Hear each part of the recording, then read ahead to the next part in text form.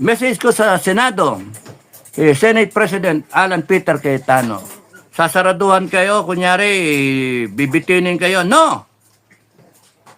Alam naman natin maling ginagawa ng mga yan eh. Mga tukmoy na senator yan. Senator na sindikato yan. Kayo, senator ng taong bayan yan. Ubusin na to, ubusin kayo. Might as well, simulan nyo na yan bukas. Tama, di ba?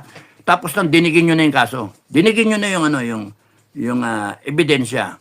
We want it on record, Your Honors. Gusto namin madinig. Lahat. Lahat. Gusto namin ma-prove ninyo lahat. Yung mga how inconvenient it can be. So what? Magtiis tayo pare-parehas. Gusto lang natin lumabas yung katotohanan. Haharangin dyan sa chamber ninyo eh. Haharangin eh.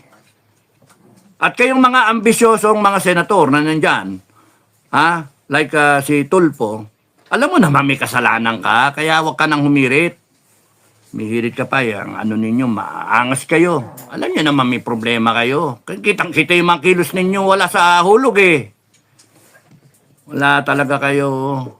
Sayang yung boto ng tao sa inyo. Sayang yung tiwala ng tao. Alam nyo, ma-implicate kayo, kaya kayo ganyan eh. Naharang ninyo. Kasi kung wala kayong problema, hindi na kinakailangan umabot sa palitan ng Senate President, palitan ng mga committee head, palitan. May mga takutan pa, may iyakan pa nga, takutan pa na may kukulong pa, may dadalhin sa ICC, etc. Bakit yung ginagawa lahat yan? It all points to one thing. Kayo ay natatakot.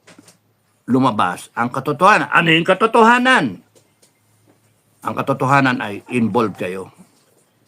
Nagnanakaw kayo. Kayong plunder. Bakit si Estrada ang niyari? Para lahat magpunto doon. At kayo, para lumitaw kayo na kayo matitino. Hindi kami tanga. Pantangang Pilipino yung gawa ninyo. Maniniwala yung mga tangang Pilipino. Pero sa amin, nakikita namin, sinasalag ninyo yung investigasyon.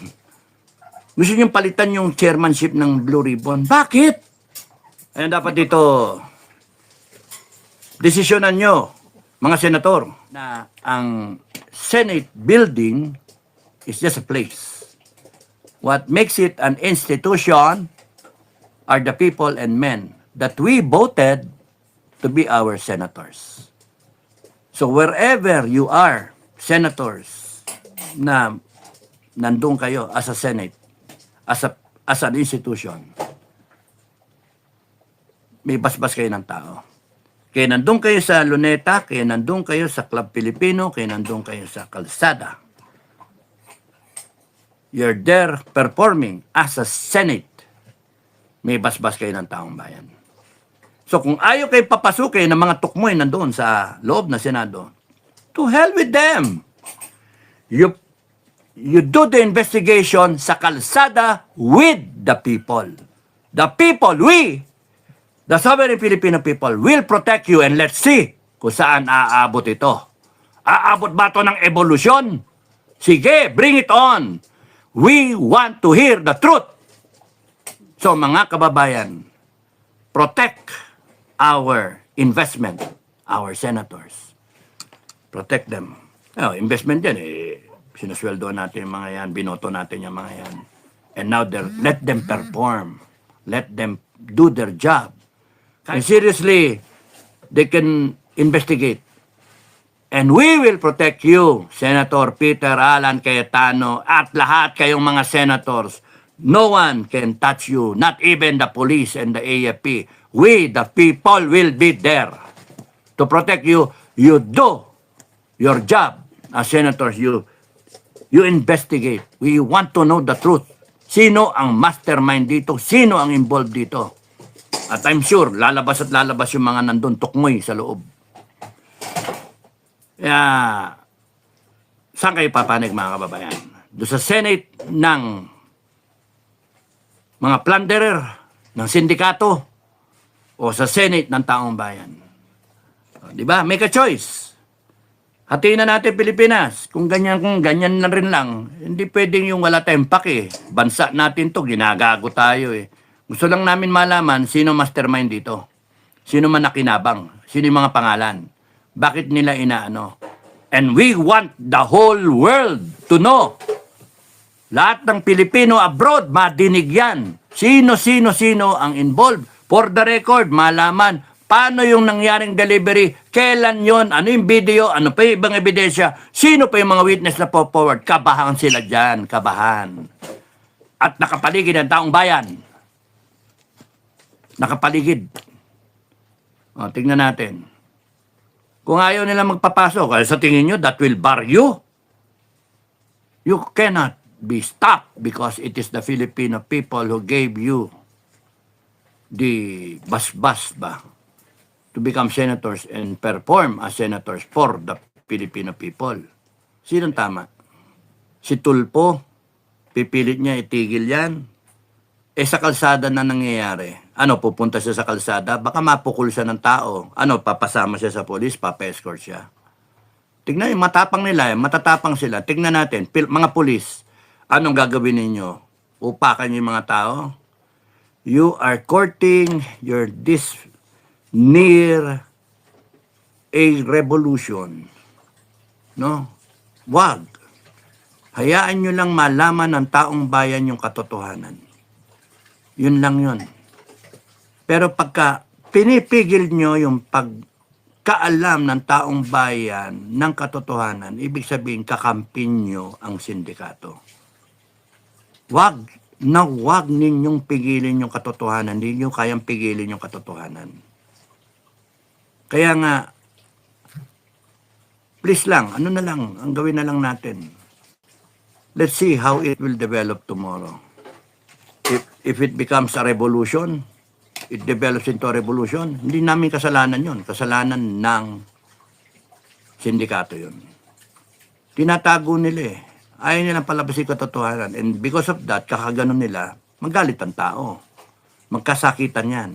Pagka nagkasakitan, may mamatay pa dyan. Putang ina, lalo magalit ang tao. Then you have a full-blown revolution. Ang isipin nyo ha, you will be on the defensive side, while the people will be on the offensive side. Yung mga mag-o-offensive side, galit na galit. Isipin nyo yun ha, you're going to defend against itong tao na galit na lulusob na, galit eh. Ginalit ninyo eh. Inabuso ninyo eh. Ninakawan nyo, niloko ninyo, inaabuso ninyo, tapos ngayon gusto nyo pang pigilan. Punta na. Ginagawa nyo tanga. Talaga magalit ang tao. So, pagka the moment he declares martial law, I will find a venue, I will find a medium, YouTube, o kaya lahat ng vlogger na kaibigan ko, tawagin ko kayo, cover nyo akong live, and I will undeclare his martial law. And I will declare our people's martial law. Tingnan natin. Putang ina mga yan. And I will put everyone under arrest. Tang ina ninyo, hayop kayo. At pagka kayo ng laban, authorize sa mga taong bayan, bambuhin kayo, tang ina nyo. Walang lalabas sa sa airport, tang ina ninyo, confine kayo. Ang order sa AFP at PNP, pagka hindi kayo sumunod, may kalalagyan kayo. You follow the Filipino people. We are the sovereign commander. We can create a new armed forces if we like to. The power emanates from the people. Remember that. You have forgotten that. Kaya nga, we can redesign government if we wanted to. We can amend the Constitution if we wanted to. We can appoint people if we wanted to. Kaya wag nyo kaming tinatakot. Government of the Republic, gago kayo. Hindi nyo alam yung kinagalawan ninyo. Nakalimutan nyo na yung batas eh. Kalimutan yung Constitution eh. Kaya hindi ako natakot sa martial law na yan because dinaanan na natin yan. Martial law. Matakot kayo sa martial law ng taong bayan. Ha? Matakot kayo. Pag ako nagsisigaw doon at nagsalita-salita ako at sumunod sa akin yung tao, ay good luck sa inyo. Maubos kayo, gago kayo. Matakot kayo. Alis kayo, huwag kayong magpapahabol sa amin. Pag umalis kayo, bye-bye. Good luck, pero pagka nahuli kayo ng taong bayan, puta na. parang yung kinukwento. Hindi kasi yung binablog ko yung sa amin, sa Rosario, Pasig. Binata na ako nun. High school siguro ako, college. Kita yung magnanakaw, puta na, nahuli ng taong bayan, right there, street justice. Magbablog sana ako yun, nakalimutan ko yung street justice. No? Yun yung right there on the street. Parang Nepal. Puta na, pinunta ng taong bayan, tapos nun, puta na. Anong gusto nyo mangyari yan sa atin? Gago kayo, dinadala nyo tayo dun Binababoy nyo lahat ng institusyon Ayaw namin All government authority emanates from the people. Gaano kahirap intindihin yun? Ha? Niyabang ninyo, tumakbo lang kayo, pinayagan lang namin kayong maupo dyan. Ngayon, akala ninyo, namumunini kayo sa kapangyarihan. Mga magnanakaw pa kayo. Kaya nga may kalalagyan kayo Huwag nyo kami tinatakot. Veterano ko. Ranger ako. Scout Ranger, US Ranger. Huwag nyo akong tatakutin. Tangina ninyo. I don't care na matagal na akong dapat patay.